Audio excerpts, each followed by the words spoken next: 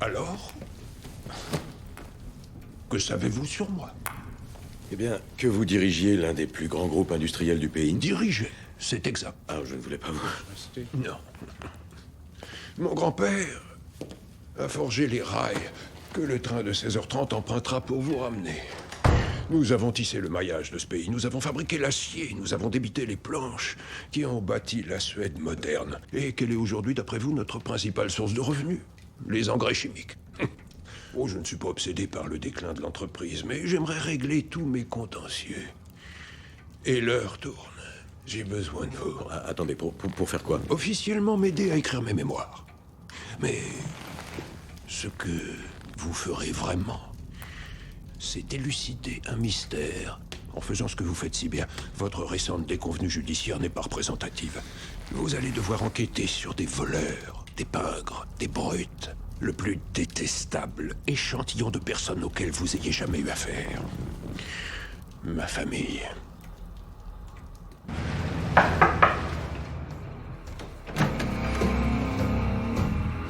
Si t'as envie de t'asseoir, je pourrais éventuellement me faire de la place si vraiment c'est nécessaire. T'as ma commande?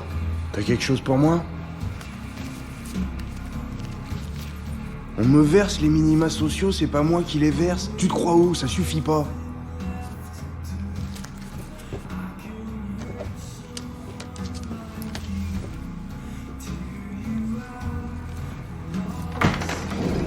Remercie pas, surtout.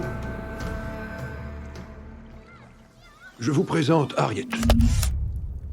La petite fille de mon frère, Richard. Richard était un nazi de premier ordre. Il a rejoint la Ligue nationale socialiste pour la liberté lorsqu'il avait 17 ans. C'est intéressant de voir comme les fascistes s'approprient toujours la notion de liberté. Oh, le train de 16h30. Oui, je sais, d'accord. Allons-y. Richard mourut en martyr de la cause nazie en 1940, en manquant du coup le plus gros des festivités. Mais jamais une occasion de battre sa femme Margaretha et leur fils Gottfried. Gottfried, le père de Harriet, était ce que l'on appelait jadis un joyeux luron. Non, ça s'utilise encore. Non, c'est vrai, d'accord. C'était un charmeur, un homme à femme et un ivrogne. En d'autres termes, un vendeur dans l'âme. Ce qu'il fit pour l'entreprise, en voyageant sans cesse, en invitant des clients au restaurant, à des soirées ou autres. Il faut bien que quelqu'un le fasse. C'est vrai. Quoi qu'il en soit, il est mort en 1965. Noyé, ivre, ici même sur l'île. Son épouse, Isabella, qui s'était montrée incompétente en tant que parent jusque-là, devint une encore plus mauvaise mère après son décès. C'est là que je me suis décidé à prendre soin des enfants. Martin, qui est à la tête du groupe Wenger maintenant que je suis à la retraite. Oui, j'ai vu ça sur Google. Et Harriet. Elle était brillante, curieuse. Elle avait vraiment tout pour elle, la combinaison gagnante. Et belle en plus. Oui. Il lui est arrivé quelque chose. Un membre de la famille a tué Harriet. Et ces 40 dernières années, il s'est employé à me faire perdre la raison. C'était le 24 septembre 1966, un samedi. Harriet avait 16 ans. Mes frères et leurs épouses, leurs enfants ainsi que leurs petits-enfants étaient tous réunis ici, à notre répugnant conseil d'administration et dîner de famille annuel. C'était aussi ce jour-là que le Yacht Club organisait sa grande parade d'automne. Harriet, avec une ou deux camarades de classe, alla en ville pour y assister. Elle revint à la maison un petit peu après 2 heures. Elle entra dans le petit salon. Elle demanda si elle pouvait me parler. Pour être honnête, je ne me souviens pas ce que je faisais et que je trouvais plus important. Je lui ai dit d'attendre, que j'en avais pour quelques minutes.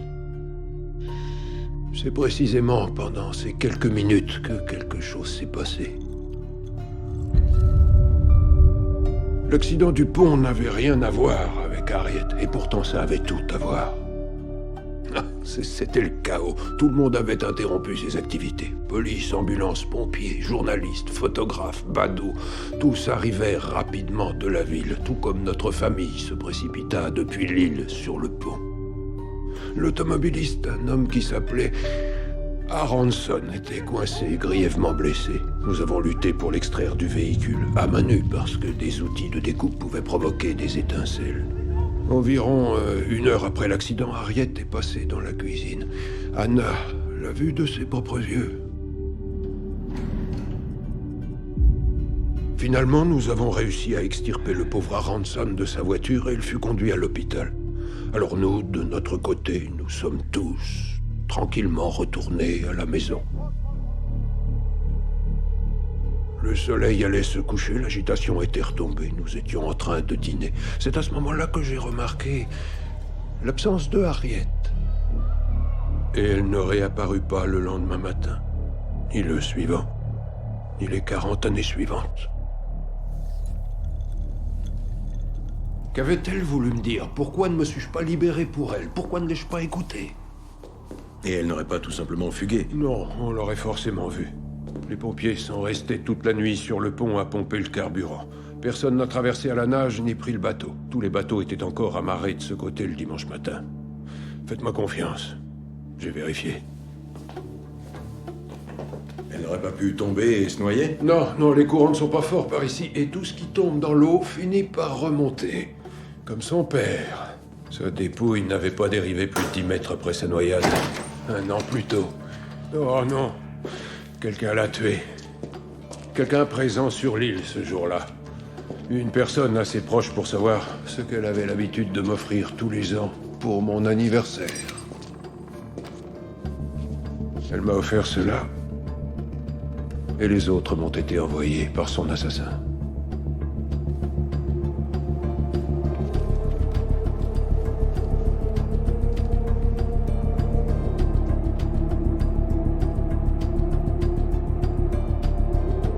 Qui est au courant? Il y a moi, la police, le tueur. Et maintenant vous.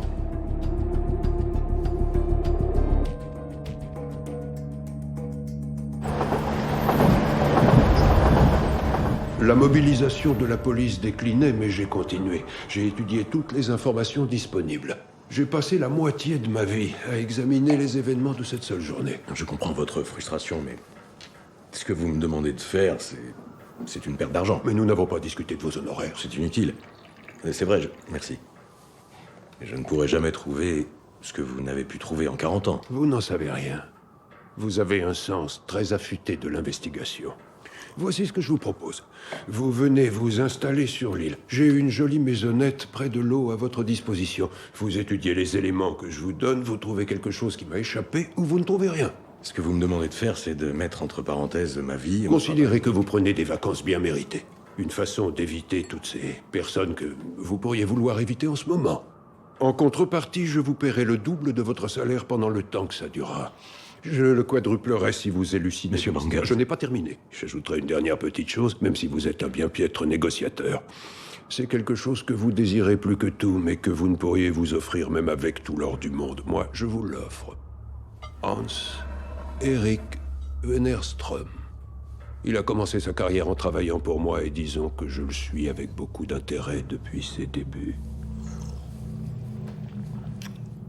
Vous aviez raison à son sujet. Seulement vous n'avez pas pu le prouver.